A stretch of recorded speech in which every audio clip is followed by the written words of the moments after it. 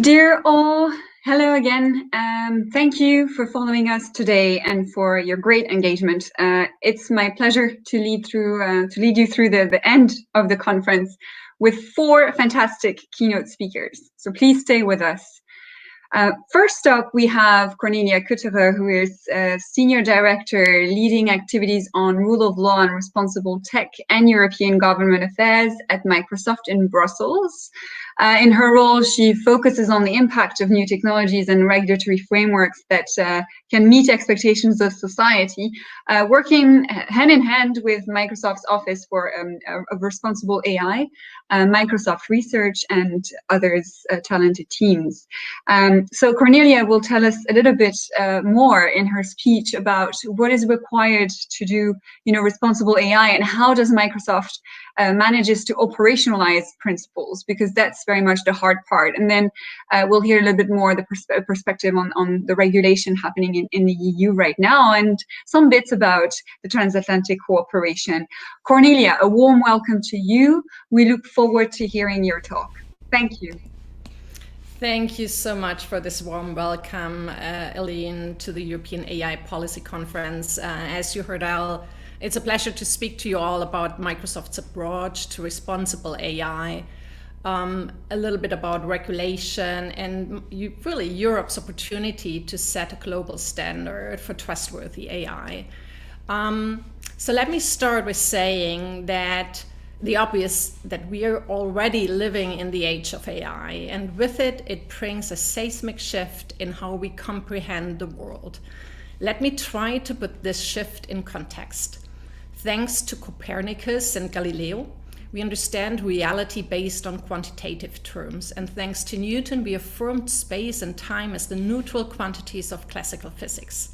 But today, we are directed by AI-empowered maps to our destinations based on their predicted fastest route, got used to having products recommended to us when shopping online, or using virtual assistants at home and on the go.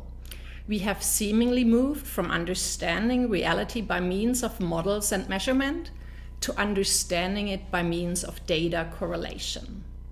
In the book Prediction Machines, 3 eminent economists, Aya Agrawal, Joshua Gans, and Avi Goldfarb from Toronto recast the rise of AI as a drop in cost of prediction. Where the creation of predictive patterns would have cost an enormous amount in both data collection and analysis, now it can be achieved at minimal cost. This means that it can be done for seemingly trivial or yet not fully understood outcomes, and so it will spread. As AI advances, more data will be able to be inputted, and its breadth of understanding and ability to learn will increase. This is great, but at the same time, we are seeing that the new opportunities brought by AI and machine learning also raise new usage challenges. So let's first acknowledge its limitations. AI is really good at making predictions where there are known unknowns, that is, things we are aware of but don't really understand. It is not good at all where there are unknown unknowns, that is, things we are neither aware of nor understand, and can be sent down the wrong track entirely if there are unknown knowns, things we understand well but are not aware of, such as bias. And what makes AI so different to any other technology is its proximity to human intelligence and its power for both harm and good, as well as the pace of innovation around the technology itself. Because of this, it is imperative that we think about the use and impact of technology and artificial intelligence on society from the ground up. It has required us to initiate a fundamental shift in our approach to responsible development and use of AI that prioritizes people at the center to accelerate positive outcomes for organizations and society. Responsible AI is about people first thinking in everything we build. What do people need? What are the benefits of systems shared across the ecosystem of stakeholders? What harms can we perceive, and how will we mitigate or manage them? A responsible approach also requires that we consider the socio-technical context where our AI systems are deployed and all the people who may be involved. There can be no such thing as a solely technical or solely societal issue, and it requires that we bring our cross-disciplinary expertise and technical tools to the conversation. A responsible AI approach is cognizant of this dynamic and aims at approaching technical issues from a lens of their effects on society and social issues from the perspective of making them work via technology. Thinking more broadly about all stakeholders in the early development of AI tools, we are more likely to create systems that bring benefits to more people touched by the system. And importantly, we can be thoughtful about how we resolve value tensions between benefits and harms between different system stakeholders. For example, in a project developed by Microsoft Research Cambridge that uses facial recognition for blind people, the value tension, privacy of bystanders, and the inclusion of people who are blind occurred. A blind participant in the project expressed his perspective on this by stating that people have known him for 20 years whom he has never met. Just think about this. So the question here is really, the mitigation question is, how can we present a familiar stranger to the blind user without disproportionately impacting those recognized? Values play really a fundamental role in the shaping of all organizations. They are the principles and codes which influence their decision making. Values must thus be operationalized to consistently drive an organizational approach. There's, of course, a layer between values and the real world, the rule of law and recognition of human rights that constitutes these concepts of social responsibility. In this vein of responsibility, we have to ask ourselves the types of decisions systems should make instead of can make to reflect the best human endeavor and ingenuity. To advance these efforts and at the highest level, we've launched a series of research papers that set the context behind AI systems, developed guidelines and standards that are meant to help anticipate and address potential issues throughout the software development lifecycle. Some of our guidelines include human AI guidelines, conversational AI guidelines, inclusive design guidelines, an AI fairness checklist, and the data sheets for data sets.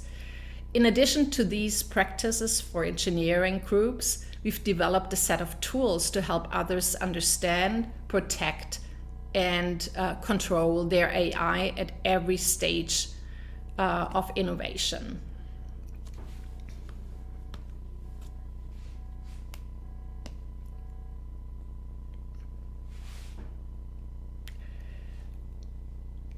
Our tools are also a result of collaboration across disciplines to strengthen and accelerate responsible AI, spanning software engineering and development to social science, user research, law, and policy. We also open source many tools and data sets that others can use to contribute and build upon. And we've democratized our tools through our managed services offered through Azure Machine Learning. Today, Microsoft's governance system includes the establishment of a Chief Responsible AI Officer, a Responsible AI Office, the AI Ethics and Effects in Engineering and Research Committee, called Ether, and a Responsible AI Standard. All Microsoft employees are subject to mandatory responsible AI training. Our system continues to evolve to this day, as it should. A governance system should and must be agile to the changing nature of technology and the business. New research and policies will help inform decisions about what not to do, the scenarios we decline to support because of sensitive uses and potential for unintended consequences. A framework to guide yes-no decisions is of no use if the answer is always yes. Most of the time it will not be yes or no, but instead an outline of how we reframe the technology to ensure we are responsible. Ultimately, there will be increasing mature tool sets for AI practitioners and data scientists to use to help mitigate these risks and these tools will be made available to customers. So, as these applications are increasingly deployed in every domain, perhaps dramatically accelerated by the pandemic that has fast-forwarded Europe's digital transformation in a matter of just months, we are also finding that are emerging challenges and risks that must be tackled head-on. While we believe that responsible development and deployment of AI is primarily the responsibility of industry, we see regulation of certain AI deployment as inevitable and necessary to ensure and maintain trustworthiness. Regulatory efforts around AI should really start from one important assumption. Regulation will only be meaningful when tailored around risk scenarios. Categories of risk scenarios include uses of AI that may directly result in the denial of consequential services or support to an individual. Think about financial decisions, housing, insurance, education, recruitment, or healthcare services.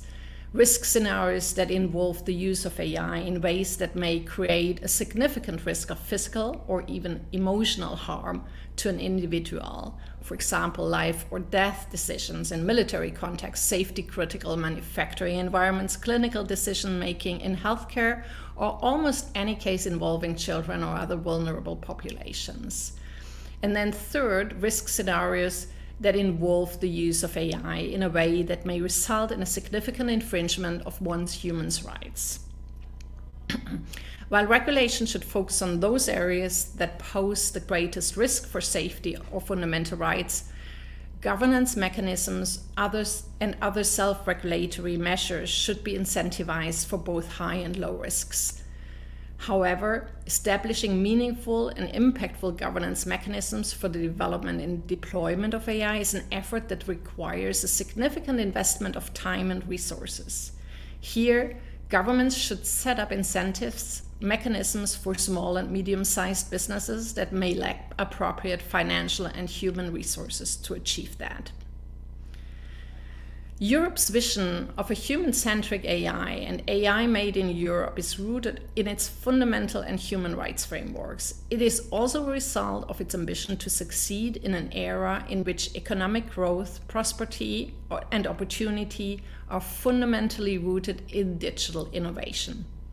As a company at the forefront of innovative digital technologies that are driving the current transformation, we embrace our responsibilities to support European efforts in this endeavor.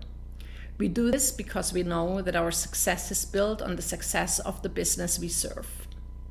COVID has shown that international, in particular transatlantic cooperation on AI governance, development, and research is essential to tackle societal challenges of global nature.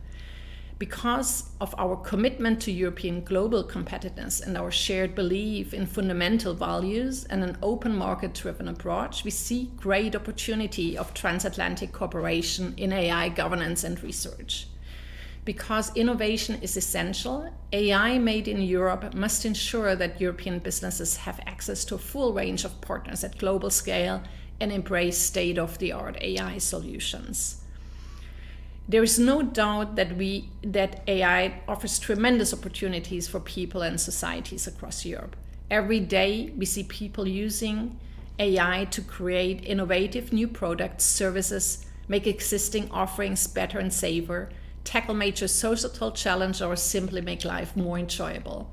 By giving computers the ability to do tasks once reserved for humans, derive insights from data, draw inferences, and even see, hear, and comprehend, AI solutions are enhancing human capability, leading to better outcomes and improved lives. Together, we can make trustworthy AI and AI made in Europe fit for the digital age by building technology fit for Europe. Thank you very much. Thank you. Thank you so much, Cornelia. It was great to hear your perspective, and we hope you have enjoyed the conference. Now, please, to all participants, stay tuned and join me in just a minute for our next keynote speaker. See you all very soon.